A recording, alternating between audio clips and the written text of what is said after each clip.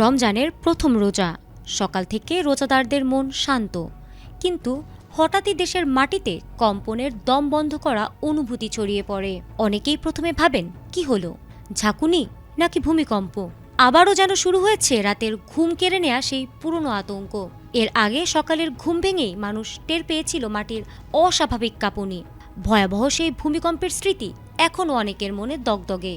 গত বছরের নভেম্বরের সেই ভয়াবহ ভূমিকম্পের পর থেকে বহুবার কেঁপেছে দেশের বিভিন্ন অঞ্চল। পবিত্র রমজান মাসের প্রথম দিনেই দেশে আবারও ভূকম্পন অনুভূত হয়েছে। দুপুর 12:46 এই ভূমিকম্প অনুভূত হয়। সুনামগঞ্জের ছাতক এলাকা থেকে কম্পনের স্রোত শুরু হয়ে ধীরে ধীরে ছড়িয়ে পড়ে রাজধানী ঢাকাসহ দেশের বিভিন্ন প্রান্তে। ইএমএসসি জানিয়েছে ভূমিকম্পের মাত্রা ছিল 4.1 রিক্টার স্কেল এবং কেন্দ্রস্থল ঢাকার থেকে প্রায় 181 কিলোমিটার দূরে।